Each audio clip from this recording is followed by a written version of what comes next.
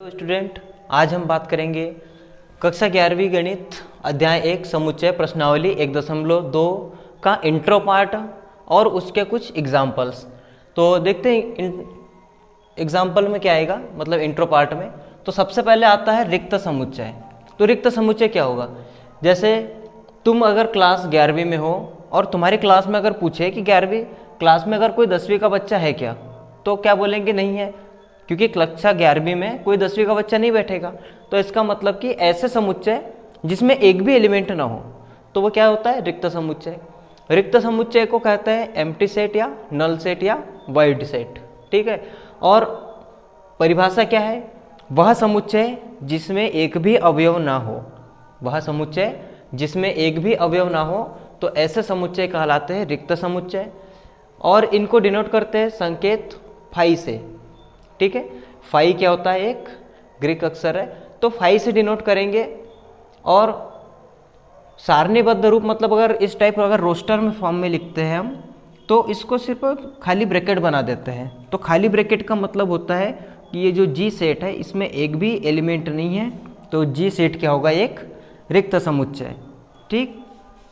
और अगर ब्रैकेट नहीं बनाना है तो ऐसा फाई लिख देंगे, ये समुच्चय निर्माण रूप ये हो गए। तो ऐसा फाई दर्शा दिया इसको, तो इसका मतलब ये भी क्या है? एक रिक्त समुच्चय। तो बात करते हैं आगे। तो रिक्त समुच्चय क्या होगा? जिसमें एक भी अवयव ना हो, वो कहलाएगा रिक्त समुच्चय। जैसे हमने कुछ एग्जाम्पल लिख के रखे हैं। सबसे पहला क्या है? ए क्या है? एक समुच्चय है, और उसमें क्या परिभाषा दी है उसकी? X such that x. X क्या है? वहाँ पर समप्राकृत संख्या है, और वो समप्राकृत संख्या कहाँ की है? 6 से बड़ी है और 8 से छोटी है। तो हमको मालूम है कि 6 से बड़ी और 8 से छोटी, तो उसमें केवल 7 आता है। जो 7 होता है वो सम नहीं है, वो क्या है? विषम है। 7 क्या है? विषम है। तो इसका मतलब ए सेट में एक भी ऐसा अवयव नहीं है जो इस परिभाषा को कंप्लीट करे। परिभाषा में क्या कहा है कि x एक समप्राकृत संख्या है, और सम कितनी? तो 6 से बड़ी और 8 से छोटी। तो 6 से बड़ा और 8 से छोटा तो विषम है 7, और प्राकृत संख्या में कोई दूसरी संख्या है नहीं। तो इसका मतलब ए सेट में एक भी ऐसा एलिमेंट नहीं है जो वहां पर आ सके। तो ये क्या होगा? एक प्रकार का रिक्त समुच्चय। दूसरा क्या? बी सेट है एक्स सच दैट एक्स, दो भिन्न समांतर रेखाओं का प्रतिच्छेद बिंदु। तो दो भिन्न मतलब दो अलग अलग रहेगी और समांतर लाइन रहेगी। तो दो अलग अलग समांतर लाइन है, तो इनका प्रतिच्छेद बिंदु मतलब कि ये कहाँ पर क्रॉस करेगी। तो अगर ये दोनों सिमिलर है, समांतर है, तो कहीं पे भी ये प्रतिच्छेद नहीं करेगी। तो इसका मतलब ये सेट भी क्या हो गया? दो भिन्न अलग अलग समांतर मतलब पैरेलल होंगी। सॉरी, इंग्लिश का भूल गया, क्या बोलते हैं? दो समांतर होंगी और प्रतिच्छेद बिंदु, तो दो समांतर रेखाओं में प्रतिच्छेद बिंदु नहीं होता, तो ये कहलाएंगी क्या? रिक्त समुच्चय। फिर अगला सी बराबर से दिया है x such that x square is equal to 16। तो एक्स इज इक्वल टू क्या दिया है? 16, और एक्स एक विषम है। तो एक्स कोई भी ऐसा विषम संख्या नहीं हो सकती जिसका स्क्वायर करने पे वो 16 दे दे, मतलब 16 दे दे। एक्स की ऐसी एक भी वैल्यू नहीं है जिसको हम वर्ग कर दे तो 16 आ जाए, वो भी विषम में। तो ये भी एक प्रकार का क्या हुआ? ये भी क्या? एक प्रकार का रिक्त समुच्चय। अगला क्या दिया है? एक्स सच दैट एक्स, दो से बड़ी सम अभाज्य संख्या। तो देखो, दो से बड़ी सम अभाज्य, दो से बड़ी अभाज्य संख्या है तो है, लेकिन सम नहीं होंगी, क्योंकि दो के बाद जितनी भी सम संख्या है सब की सब दो से भाज्य है। तो दो से बड़ी अभाज्य संख्या तो नहीं मिल सकती। तो ये भी क्या है? एक प्रकार का रिक्त समुच्चय है। ठीक। तो ये कुछ एग्जाम्पल लिए थे रिक्त समुच्चय क्या होगा, जिसमें एक भी एलिमेंट नहीं आएगा। ठीक है। तो एक भी एलिमेंट नहीं आएगा तो वो कहलाते हैं सबके सब रिक्त समुच्चय। जैसे एक सामान्य सी परिभाषा, कक्षा 11वीं में कक्षा 10वीं के छात्रों की संख्या। तो कक्षा 11वीं में कक्षा 10वीं के छात्र तो होंगे ही नहीं, तो वो क्या कहलाएगा? एक प्रकार का रिक्त समुच्चय। ठीक। परिभाषा फिर से एक बार, रिक्त समुच्चय क्या होते हैं? वह समुच्चय जिसमें एक भी अवयव ना हो या कोई भी अवयव ना हो, वो क्या कहलाते हैं? रिक्त समुच्चय। और दर्शाते किससे? ये सिंबल जो है फाई, इससे डिनोट करेंगे। और अगर रोस्टर फॉर्म या टेबुलर फॉर्म सारणीबद्ध रूप में लिखेंगे तो ओनली खाली ब्रैकेट से दर्शा देंगे, एक खाली सर्पिलाकार कोष्ठक बना देंगे मंझला कोष्ठक, तो उसका मतलब होता है कि ये रिक्त समुच्चय है। ठीक है, आप इसको नोट कर लीजिए। रिक्त समुच्चय आ गया समझ में? ऐसा समुच्चय जिसमें कोई भी अवयव न हो वो कहलाता है रिक्त समुच्चय, और डिनोट किससे करते हैं? फाई से या एक एम्प्टी ब्रैकेट मतलब खाली कोष्ठक से। अब नेक्स्ट टॉपिक है परिमित समुच्चय और अपरिमित समुच्चय। परिमित समुच्चय क्या होते हैं? ऐसा समुच्चय जिनके अवयवों की संख्या परिमित हो, मतलब एक सीमा के अंदर हो, या कह सकते हैं कि निश्चित हो। तो ऐसा समुच्चय जिनमें अवयवों की संख्या निश्चित होती है उन्हें कहते हैं परिमित समुच्चय। और ऐसा समुच्चय या डेफिनेशन पढ़े तो वह समुच्चय जिसमें अवयवों की संख्या अपरिमित होती है, अपरिमित मतलब अनंत या अनिश्चित होती है, उनको कहते हैं अपरिमित समुच्चय। परिमित समुच्चय को अंग्रेजी में कहते हैं फाइनाइट सेट और अपरिमित को कहते हैं इनफाइनाइट सेट। ठीक है, तो ऐसे सेट जिनके अवयवों की संख्या निश्चित है हम उन्हें कहेंगे कि वो परिमित समुच्चय है, और ऐसे समुच्चय जिनमें अवयवों की संख्या अनिश्चित है हम उन्हें कह सकते हैं कि वो अपरिमित समुच्चय है। तो कुछ एग्जाम्पल लिख के रखे हैं, तो इन पे देखते हैं। जैसे सबसे पहला एग्जाम्पल क्या है? सप्ताह के दिनों का समुच्चय। तो सप्ताह के दिनों के समुच्चय में क्या आएगा? सप्ताह में सबको मालूम है 7 दिन होते हैं, तो ये जो समुच्चय होगा ये इसको हम काउंट कर सकते हैं। और काउंट के हिसाब से अगर बात करें तो वह समुच्चय जिनके अवयवों की संख्या को हम गिन सकते हैं या बता सकते हैं कि कितना है, मतलब जिनको काउंट कर सकते हैं वो परिमित समुच्चय, और जिनको काउंट नहीं कर सकते वो अपरिमित समुच्चय। तो सप्ताह के दिनों को हम काउंट कर सकते हैं। एक सप्ताह में 7 दिन होते हैं, तो 7 दिन होता है मतलब ये क्या है? एक परिमित समुच्चय होगा। ठीक है, ये कौन सा होगा? एक परिमित समुच्चय। ठीक है, अब दूसरा एक समीकरण दिया है। समीकरण क्या है कि एक्स स्क्वायर माइनस 25 के हल का समुच्चय।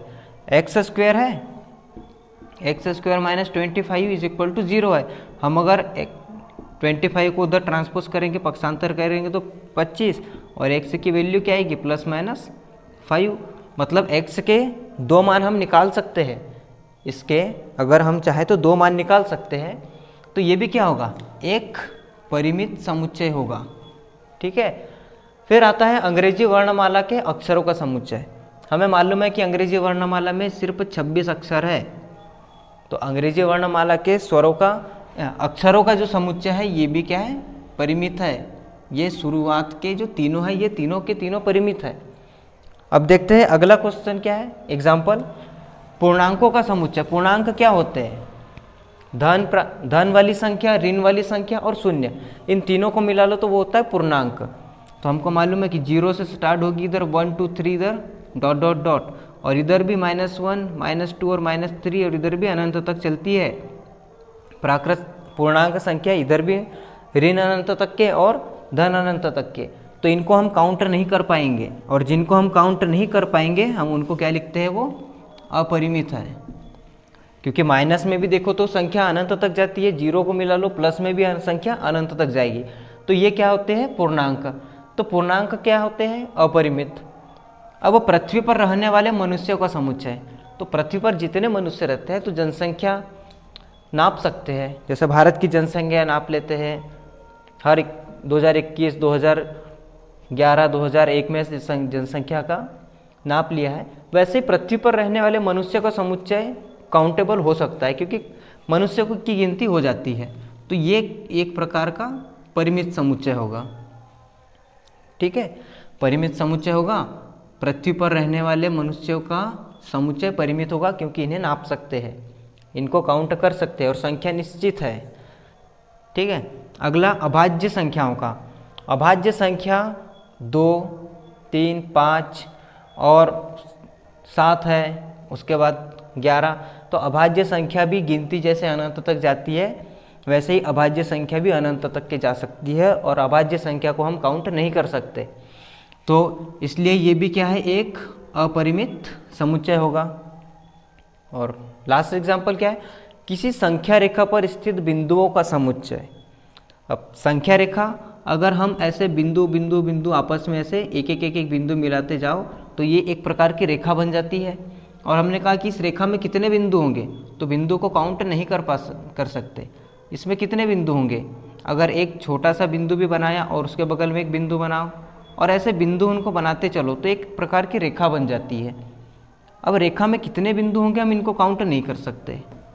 अनंत बिंदुओं का समुच्चय एक रेखा कहलाती है। तो अनंत शब्द आ चुका है। डेफिनेशन क्या होती है रेखा की, अनंत बिंदुओं का समुच्चय रेखा कहलाती है। तो जब अनंत बिंदु है तो उसको हम काउंट नहीं कर सकते, इसलिए रेखा पर स्थित सभी बिंदुओं का समुच्चय अनंत होता है। ठीक है, तो ये कुछ एग्जाम्पल थे। तो ये क्या होगा एग्जाम्पल कि परिमित है या अपरिमित है। तो ये हो गया। अब परिमित है अपरिमित है तो इनको किस प्रकार से दर्शा सकते हैं, तो इनको दर्शाने की भी मतलब इनको किस प्रकार से लिखेंगे, किस प्रकार से इनको दर्शा सकते हैं। तो देखो पहला क्या है, मान लिया कि W क्या है, सप्ताह के दिनों का समुच्चय है। तो W इज इक्वल टू क्या लिख सकते हैं, सप्ताह, Sunday, Monday, Tuesday, Wednesday, Thursday, Friday और सैटरडे। तो इस प्रकार जो परिमित समुच्चय होते हैं उनको हम कोष्टक में लिख सकते हैं।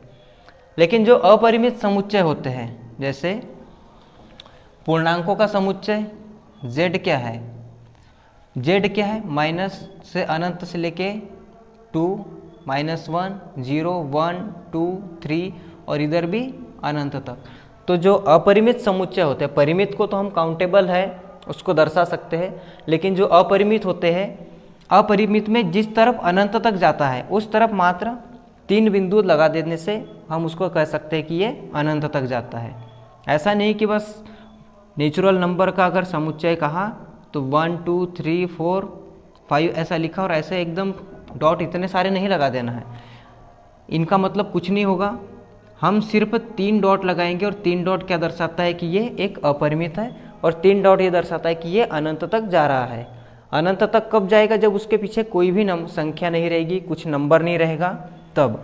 यदि ए एक समुच्चय लिया है 1, 2, 3, 4 और हमने 3 डॉट लगा दिया और उसके बाद लिख दिया 100, तो इसका मतलब क्या है, ये 3 बिंदु 4 से लेकर तो जा रहे हैं लेकिन कहाँ तक कि सिर्फ 100 तक, 100 तक मतलब 99 तक। तो 3 बिंदु क्या है, कंटिन्यूटी दर्शाता है, एक सतत नंबर दर्शाएगा। अगर उसके पीछे कोई नंबर है तो हम ये इसको कह सकते हैं ये परिमित है, और इसके पीछे अगर कोई नंबर नहीं है तो मतलब ये अनंत तक जा रहा है, तो ये एक अपरिमित समुच्चय है और ये एक परिमित समुच्चय है।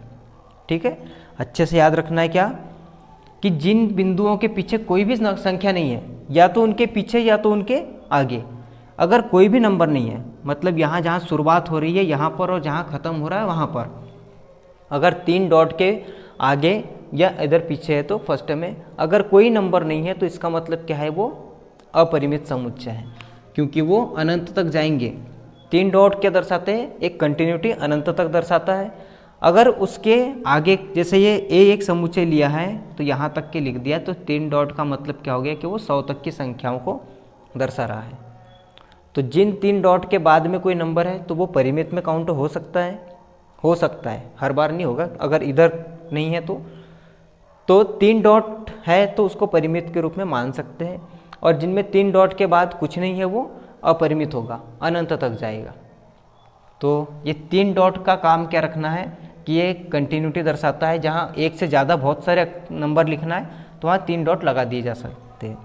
जैसे हमको अगर कहा कि 1 से 1000 तक की संख्याओं को सेट में लिखो, तो हम क्या करेंगे, 1, 2, 3, 4 इतना लिख देंगे, 3 डॉट लगा देंगे और कॉमा लगा के सीधा लिख देंगे 1000। तो ये क्या दर्शाएगा कि बी सेट क्या है, 1 से लेकर 1000 तक की संख्याओं का एक समुच्चय है। यहाँ पे क्या है, 3 डॉट मतलब 4 से 1000 के बीच की जितनी संख्या है वो सबको दर्शा रहा है। ऐसे ही अगर हमको कहा कि 1 से लेकर मतलब पूर्ण संख्याओं को समुच्चय लिखो, तो 0 को ऐड करेंगे, 1, 2, 3, 4 और 3 डॉट लगा दिया, तो मतलब ये अनंत तक जाएगा। तो ये जो पूर्ण संख्या होगी, होल नंबर, ठीक है, होल नंबर मतलब W से डिनोट करते हैं, ये वीक के लिए है और ये होल नंबर।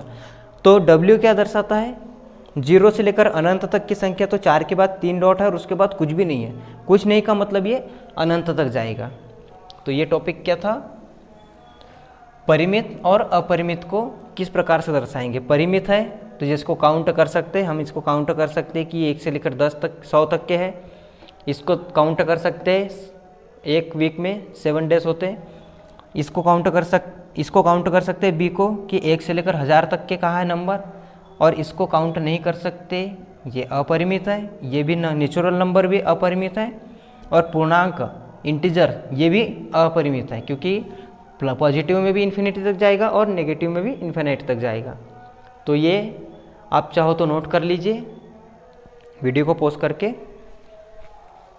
चलिए स्टूडेंट, आपने नोट कर लिया। देखते हैं कुछ एग्जाम्पल परिमित और अपरिमित पर। एग्जाम्पल 6 है, 6वां उदाहरण बुक में दिया है। तो इसमें क्या है, बताइए कि निम्नलिखित समुच्चयों में कौन परिमित है और कौन अपरिमित है।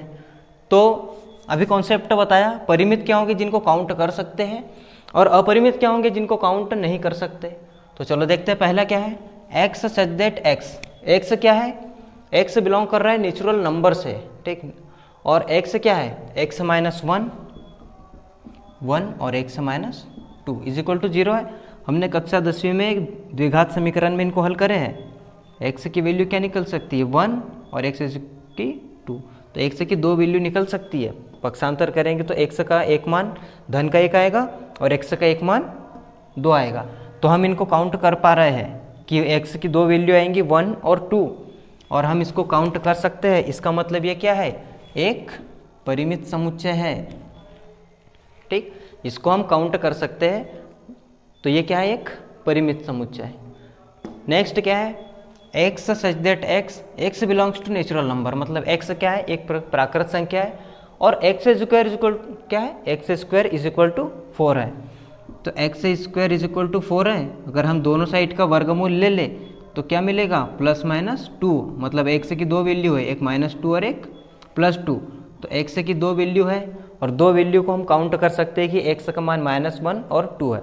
तो हम जिसको काउंट कर सकते हैं तो वो क्या कहलाएगा, परिमित।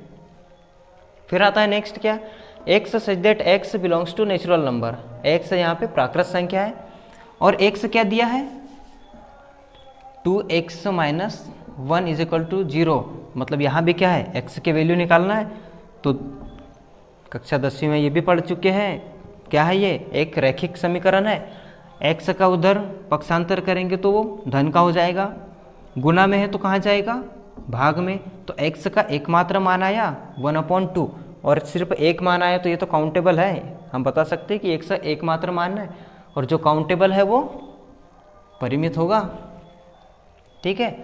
नेक्स्ट क्या है, एक्स सच दैट एक्स।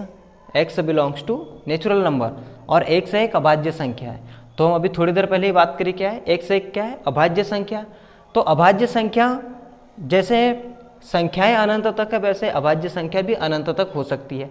तो इसको हम काउंट ही नहीं कर पाएंगे, अभाज्य संख्या काउंट ही नहीं कर पाएंगे। अगर हम अभाज्य संख्या 100 तक भी नापे तो जो अभाज्य संख्या होंगी 100 तक के में भी हम बार बार भूल जाएंगे, और होती भी है, बहुत अनंत तक के होती है। जैसे संख्या अनंत तक है वैसे ही अभाज्य संख्या भी अनंत तक होंगी। तो इसका मतलब ये क्या है, एक अपरिमित समुच्चय होगा, क्योंकि हम इसको काउंट नहीं कर पाएंगे। फिर natural number, x such that x क्या है, एक्स एक नेचुरल नंबर है, और नेचुरल नंबर में क्या कहा, एक्स विषम संख्या है। तो सम है या विषम है तो ये नेचुरल नंबर है, यहाँ ये नहीं बताया कि कहाँ तक के है। नेचुरल नंबर मतलब जो संख्या अनंत तक के है, तो विषम संख्याएं भी अनंत तक के होगी, और अनंत तक के है मतलब ये भी क्या है, एक अपरिमित समुच्चय होगा। तो यहाँ देखा क्या, शुरू के जो 3 हैं ये काउंटेबल थे। हम इनको x के मान सॉल्व करके निकाल के देख पा रहे थे कि x का मान काउंटेबल आ रहा था। तो ये तीनों क्या है, परिमित है। और ऐसा नहीं कि जो ऐसे x वाले समीकरण होंगे सबके सब परिमित होंगे, कुछ ऐसे भी आएंगे जो अपरिमित होंगे, ठीक है। ऐसा नहीं कर देना कि जो x वाले हल किए तो परिमित आ रहे हैं, तो सर ने x वाले बताया थे कि सब परिमित होते हैं और जिनमें x नहीं आता वो अपरिमित। तो ऐसा नहीं है, जो इक्वेशन बन रही है तो इनको हम हल करके देख रहे हैं कि जो इनका सॉल्यूशन आ रहा है वो काउंटेबल है, इसलिए कहा हमने किया परिमित है। और यहाँ पे क्या है कि x क्या है, एक अभाज्य संख्या मतलब प्राइम नंबर है, और प्राइम नंबर इनफाइनाइट तक हो सकते हैं, तो वो इनफाइनाइट सेट होगा। और नेचुरल नंबर में जो ऑड नंबर है, ऑड नंबर भी इनफाइनाइट होते हैं, तो इसलिए ये भी क्या है, इनफाइनाइट सेट होगा। ठीक है, अब इनको सिर्फ इतना है, ऑब्जेक्टिव टाइप के रहेंगे या फिर सॉल्व करके देख लेना है क्या कि हमने जैसे x-1 और x-2 = 0 लिया था, तो x की दो वैल्यू आ रही थी 1 और 2, और इनको हम काउंट कर पा रहे हैं, इसलिए ये क्या है, परिमित। तो आप चाहो तो सॉल्व करके अगर करना चाहो तो कर लेना, या फिर डायरेक्ट ऐसे बता सकते हो कि परिमित है या अपरिमित है। आप नोट कीजिए। तो स्टूडेंट अब क्या है, नेक्स्ट टॉपिक है समान समुच्चय। ठीक है, परिमित अपरिमित समझ में आ गया। इसके बाद है समान समुच्चय। तो समान समुच्चय की परिभाषा क्या दी है, बुक में क्या लिखा है कि यदि दो दिए गए समुच्चय a और b, मान लो कि a और b दो समुच्चय दिए हैं, तो a का प्रत्येक अवयव b का भी अवयव है। जैसे एग्जाम्पल में मैंने एक एग्जाम्पल लिख के रखे हैं, 3 एग्जाम्पल लिखे, तो एक पे ध्यान दीजिए कि एक एग्जाम्पल में क्या लिखा है कि a का प्रत्येक अवयव 1 2 3 4, b का भी एक अवयव है, तो b में भी है 1 2 3 4। तो इस तरह के अगर दो समुच्चय मिलते हैं तो वो क्या कहलाएंगे, समान समुच्चय। समान समुच्चय होने के लिए क्या चाहिए कि a के अवयव, अगर हम a और b दो समुच्चय की बात कर रहे हैं, तो a के जितने भी अवयव है वही अवयव b में भी मिलना चाहिए। और प्रत्येक, क्वेश्चन परिभाषा में क्या लिखा है, प्रत्येक, तो मतलब a के प्रत्येक अवयव b में भी होना चाहिए और b के प्रत्येक अवयव a में भी होना चाहिए। तो इनको कहेंगे हम क्या, समान समुच्चय। क्योंकि अवयवों की संख्या का जो क्रम रहता है, क्रम समुच्चय में मायने नहीं रखता, मतलब हम उनको आगे पीछे लिख सकते हैं। अगर b को हम लिखें, क्रम से लिख दे 1 2 3 4, यही अवयव है b में, तो देखो a और b में सेम एलिमेंट है, दोनों में समान अवयव है। तो हम क्या कह सकते हैं, क्या कह सकते हैं कि a और b जो दोनों समुच्चय है वो समान समुच्चय कहलाएंगे। a समुच्चय और b समुच्चय दोनों बराबर है, तो इसको कहते हैं क्या, समान समुच्चय। फिर से क्या बता दूं कि यदि a और b दो समुच्चय है, a के अवयव और b के अवयव दोनों समान है, प्रत्येक अवयव, जैसे इसमें 1 है तो इसमें भी 1 है, इसमें 2 है इसमें भी 2 है, इसमें 3 है इसमें भी 3 है, और इसमें 4 है तो इसमें भी 4 है, इसमें भी खत्म इसमें भी खत्म। a और b के सारे एलिमेंट एक जैसे हो अगर मिलते हैं तो हम कहते हैं कि a और b समान समुच्चय है। अब नेक्स्ट क्या है, एग्जाम्पल हमने लेके रखा है, नेक्स्ट क्या है कि 6 से कम अभाज्य संख्या, तो 6 से छोटी अभाज्य संख्या 2 3 बस, और 5 2 3 5, तो a क्या मिला 2 3 5। अब 30 के अभाज्य गुणनखंड, 30 के अभाज्य गुणनखंड करो तो 2 आएगा, कितना बार जाएगा, 15 बार, फिर 2 से नहीं जाएगा, 3 से जाएगा तो 5 बार, और 5 से जाएगा तो 1। तो इसमें क्या मिला 2 3 5, और यहाँ भी 2 3 5। तो दोनों के एलिमेंट सेम है, इसमें भी 2 है इसमें भी 2, इसमें भी 3 इसमें भी 3, इसमें भी 5 और इसमें भी 5। तो 6 से कम अभाज्य संख्या कहा तो 2 3 5 ही मिलेगी, और 30 के अभाज्य गुणनखंड प्राइम फैक्टर जो कहेंगे तो वो भी वही मिलते हैं। तो इसका मतलब यहाँ a और b भी क्या है, दोनों एक इक्वल सेट्स है, समान समुच्चय कहलाएंगे। अब थर्ड एग्जाम्पल के लिए है, a में दिया है PRINCAL, ये प्रिंकल दिया है, और b में क्या कहा है कि x क्या है, x शब्द प्रिंसिपल का एक अक्षर है। अगर हम इसको रोस्टर फॉर्म में लिखें तो यही सेट मिल जाएगा, क्योंकि रोस्टर फॉर्म में p है r है i भी है, n भी है, c भी है, i भी है, p भी है, a भी है और l भी है। तो ये दोनों क्या कहलाएंगे, a = b। ठीक, यहाँ पे दोनों रोस्टर फॉर्म में थे, यहाँ दोनों सेट बिल्टर फॉर्म में थे, और यहाँ एक रोस्टर में और एक सेट बिल्टर। क्या मतलब, ये इसमें दोनों में रोस्टर फॉर्म में है, इसमें समुच्चय निर्माण रूप में है, और इसमें एक समुच्चय निर्माण रूप में दिया है नीचे वाला, और ऊपर रोस्टर रूप में। तो दोनों के क्या देखना है हमको, रोस्टर फॉर्म में लाना है सबको, और फिर उनके अवयव को देखना है कि जिसमें एक सेट में अवयव है तो वो दूसरे सेट में है या नहीं। जब पहले सेट के पूरे अवयव दूसरे सेट में मिलेंगे तो वो कहलाएंगे समान समुच्चय, और पहले सेट के नहीं, दूसरे सेट में जितने अवयव है वो भी पहले सेट में मिलना चाहिए। अगर दोनों सेट समुच्चयों के अवयव समान है तभी कहलाएगा वो समान समुच्चय, नहीं तो क्या है, असमान। इसका विपरीत क्या होता है, असमान समुच्चय, असमान समुच्चय। ठीक है, तो जो डेफिनेशन, जो परिभाषा समान समुच्चय की है उसी की विपरीत असमान समुच्चय की है। क्या बोलता है, क्या बोल रहा है, दो दिए हुए समुच्चय ए और बी में यदि ए का प्रत्येक अवयव बी का भी अवयव है तथा बी का प्रत्येक अवयव ए का भी अवयव है तो ए और बी समान समुच्चय कहलाएंगे। और अगर नहीं है, अगर ए का प्रत्येक अवयव बी में नहीं है या बी का प्रत्येक अवयव ए में नहीं है तो दोनों सिचुएशन में हम कहेंगे कि वो असमान समुच्चय है। जैसे एक एग्जांपल लेते हैं, क्या कि ए में कितना दिया है, वहाँ पे 1 2 3 4 दिया है और बी में अगर मान ले कि क्या है 3 1 4 2, यहाँ तक के तो समान समुच्चय है। अगर हमने इसमें 5 ऐड कर दिया तो ए नॉट इक्वल टू बी, क्योंकि बी का जो 5 है वो ए में नहीं है, ए के तो सारे हैं लेकिन बी का नहीं है, तो बी ए के इक्वल नहीं होगा, तो ए और बी दोनों इक्वल नहीं होंगे। तो याद, जैसे समान समुच्चय को याद रख लो, तो जो समान होंगे, जिनके सारे एलिमेंट अगर सेम हैं तो वो समान, और जिसके नहीं है फिर उनको क्या कह देंगे कि ये असमान समुच्चय है। ठीक है, जैसे यहाँ पे 5 आ गया, कुछ भी एक भी अगर एलिमेंट अगर चेंज हो गया तो वो क्या कहलाएगा, असमान समुच्चय। ठीक है, आप इसको चाहो तो नोट कर लीजिए। फिर एक एग्जाम्पल करते हैं।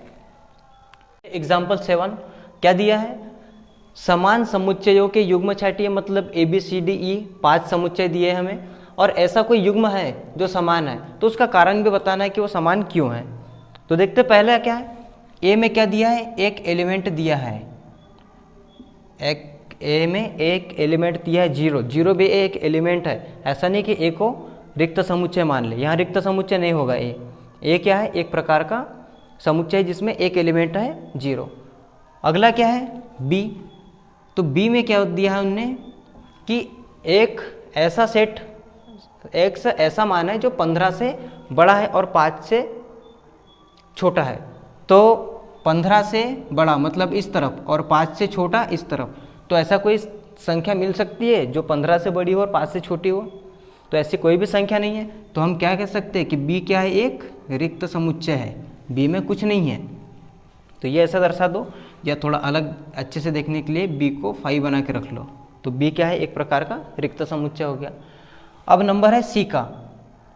सी क्या है, x such that x, x क्या दिया है वहाँ पे, एक्स माइनस 5 इक्वल टू 0।